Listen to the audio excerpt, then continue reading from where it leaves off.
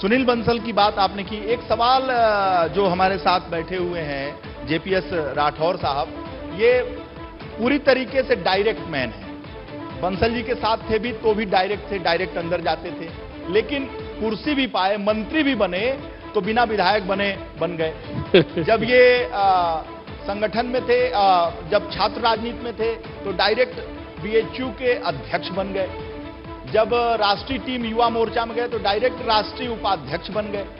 संगठन में आए प्रदेश में तो डायरेक्ट उपाध्यक्ष बन गए, डायरेक्ट महामंत्री बन गए, और उसके बाद से तो साहब विधायक नहीं बने थे, मंत्री बन गए। तो ये डायरेक्ट वाला क्या मामला है? हमने ये तो देखा है कि वीरेश जी बहुत ज्यादा जानकारी आपने हासिल कर ली है। ये संयोग ही है और इसको एक डेस्टिनी कहते हैं। पिछले 2014 के बाद मैं संगठन में काम करने के लिए जब प्रदेश में गया तो माननीय स्वतंत्र देव सिंह जी के साथ सदस्यता का सह प्रभारी मुझे बनाया गया। तो उसमें काम करते हुए फिर जब बहुत अच्छे ढंग से सदस्यता कार्य हुआ उत्तर प्रदेश में, और जो हमने यहां पर योजना बनाई उसको माननीय अमित शाह जी ने पूरे देश में उसी तरह से लागू किया।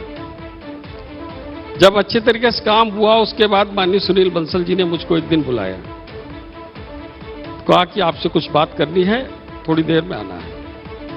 मैं जब उनके घर गया आपस में बात करने के लिए तो बीच बीच में कुछ लोग आ रहे थे, तो बंसल जी ने कहा कि ये दरवाजा बंद कर दो, कुछ डिटेल में बात करनी है। तो मैं समझ नहीं पा रहा था क्या बात करेंगे, तो दरवाजा बंद कर दिया।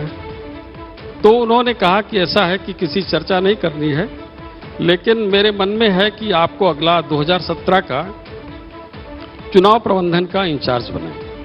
ये सितंबर 2015 की बात है।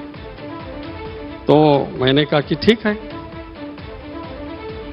तो कहा कि नहीं, लक्ष्मीकांत वाजपेयी जी उस समय प्रदेश अध्यक्ष थे, तो कहा कि लक्ष्मीकांत जी कह रहे हैं कि आप चुनाव भी लड़ना चाहते हैं। तो मैंने कहा कि मैं बीएचयू जैसी यूनिवर्सिटी का शासन का अध्यक्ष रहा हूं, स्वाभाविक मन में इच्छा है विधानसभा लोकसभा चुनाव लड़ने की, लेकिन आपने जो संगठन ने तय किया है मैं वही करूंगा। आज से मैं अपने मस्तिष्क में विचार क्रश कर दे रहा हूं कि चुनाव भी लड़ना है।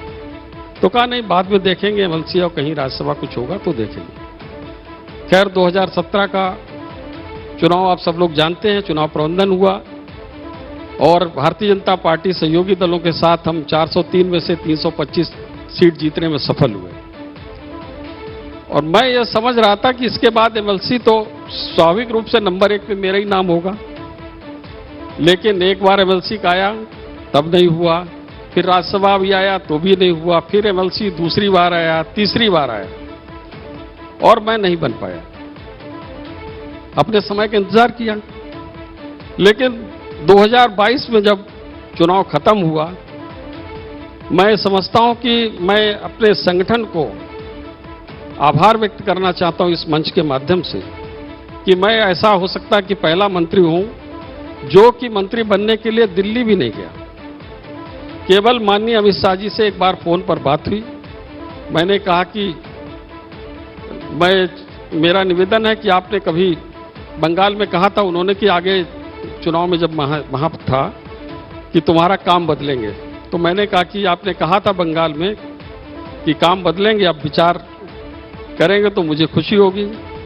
मैं दिल्ली आना चाहता हूं। कहे इसके लिए दिल्ली आने की जरूरत नहीं है, करेंगे। इतनी बात हुई, उसके बाद मैं सीधे ही जो आपने कहा डायरेक्ट मंत्री बन गया और बाद में एमएलसी भी बना। धन्यवाद। अरे तो मामला वहां भी डायरेक्ट ही वाला था ना। वहां भी अमित शाह जी के पास अगर डायरेक्ट आप बात कर रहे थे तो मामला डायरेक्ट ही था। नहीं, वो तो है, वहीं से तो बन रहा था सब कुछ, तो आपने सीधे वहीं पकड़ लिया था। नहीं, वो तो अब मतलब संगठन में हमारे जितने वरिष्ठ हैं सभी लोग बहुत चिंता सब संगठन के कार्यकर्ताओं की करते हैं और एक एक कार्यकर्ताओं की धीरे धीरे उसकी योग्यता क्षमता के आधार पर बढ़ाने का काम करते हैं। बहुत से कार्यकर्ता हमारे पास भी आते हैं, मैं उनसे सबसे यही कहता हूं वो पद लेने के लिए आते हैं, कुछ बनने के लिए आते हैं। देखिए, एक सवाल जो आपने बड़ी सरलता और सहजता से कहा ना अमित शाह जी से कि अगर आप मेरा कार्य चेंज करेंगे तो मुझे खुशी होगी। जी, ये जो आपका जो भोलापन है ना, जो सहजता है ना, जब बीएचयू के ये चुनाव लड़ रहे थे प्रेसिडेंट का, तो चुनाव जीत गए, बीएचयू आईटी के पढ़ने वाले थे, एमटेक कर रहे थे, और कहा जाता है कि जब बीएचयू के ये अध्यक्ष हुए तो सारी जो गर्ल्स हॉस्टल के वोट थे, लड़कियों के वोट थे, सब इनको पड़ गए भाई आप जो अब बाकियों की जमानत जब्त हो गई। जमानत सबकी जब्त हो गई। ये जो हंसता हुआ चेहरा है, नूरानी चेहरा है ना, इस भोलेपन पे सब मरताते हैं। अमित शाह जी भी रिझ गए, बंसल जी तो खूब रिझ गए, और आप देखिए संगठन में भी हैं और सरकार में भी हैं और हमारे साथ भी हैं। एक सवाल और मन में आता है, इस वक्त अगर योगी मंत्रिमंडल की हम बात करें तो 4 ऐसे मंत्री हैं जो किसी न किसी विश्वविद्यालय के अध्यक्ष रहे हैं। एक सोमेन तोमर हो गए, एक दयाशंकर सिंह हो गए, उप मुख्यमंत्री ब्रजेश पाठक हो गए, और बीएचयू आईटी के पढ़ने वाले और बीएचयू के पूर्व छात्र संघ अध्यक्ष हमारे साथ हैं। लेकिन सवाल ये खड़ा होता है कि सभी, किसी ने इतिहास पढ़ा, किसी ने भूगोल पढ़ा, किसी ने कुछ पढ़ा होगा, लेकिन ये आईटीएन थे, बीएचयू आईटीएन के अध्यक्ष। तो ये बताइए कि जब आप राजनीति में गए तो आपके पिताजी, माताजी और साथी नहीं कह रहे कि पगला गए हो, कहाँ चले गए सब सीईओ बन रहे हैं?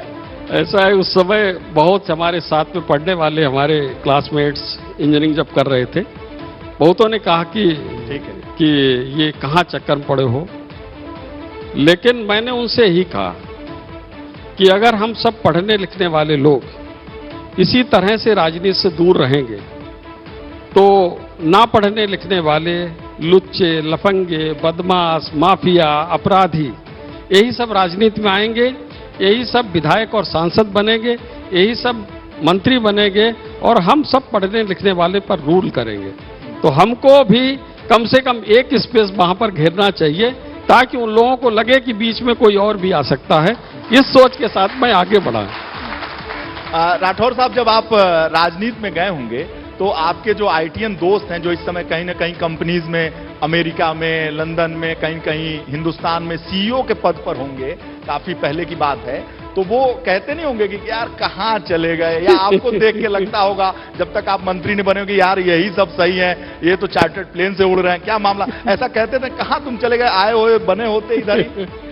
नहीं, उस समय कहते थे, लेकिन अब उनको लग रहा है कि ये सही जा रहा था। अच्छा, अब आज के समय में उनको जो है वो कह रहे हैं कि अच्छा ठीक ही किया तूने। जो है पहले उस समय उनका था कि आप ये कहाँ जा रहे हो, बिल्कुल अंधेरी गुफा में, कोई निश्चितता नहीं है। राजनीति में बहुत ज़्यादा अनिश्चितता है, और मतलब मेरे सामने संकट भी बहुत प्रकार के थे, आर्थिक भी परिस्थितियाँ उस प्रकार से अनुकूल नहीं थीं, और आपको ये है कि पिताजी भी मेरे नहीं थे उस समय। मतलब 89 में पिताजी, जब मैं बीएचयू आईटी में सेलेक्ट हुआ था तो पिताजी एक्सपायर हो गए थे। तो इस वजह से पारिवारिक परिस्थितियां भी दूसरे प्रकार से थीं, लेकिन इसके बावजूद मन में एक जिद थी, और मैं भी दुविधा में था कि इधर जाऊं या ना जाऊं।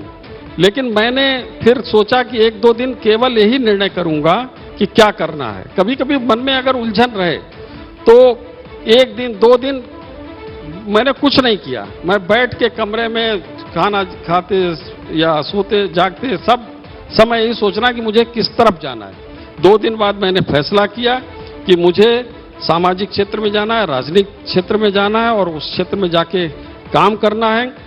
और मैंने कहा कि लोगों से कि मैं अब आईपीएस बनने जा रहा हूं, तो लोगों ने कहा आईपीएस फुल फॉर्म का, मैंने कहा इंडियन पॉलिटिकल सर्विसेज। तो अब उनको कहते होंगे कि सही किया तुमने, अब मंत्री बन गए, हमें तो अपॉइंटमेंट लेने के लिए भी समय चाहिए और फोन करना पड़ता है। वो अपॉइंटमेंट के किसी की जरूरत नहीं है किसी को भी, अब सब लोग जानते हैं, सभी से सहज तरीके से मैं मिलता ही हूँ। और लेकिन दोस्तों को अच्छा लग रहा है, और मुझे उनकी खुशी को देखते हुए और अच्छा लग रहा है।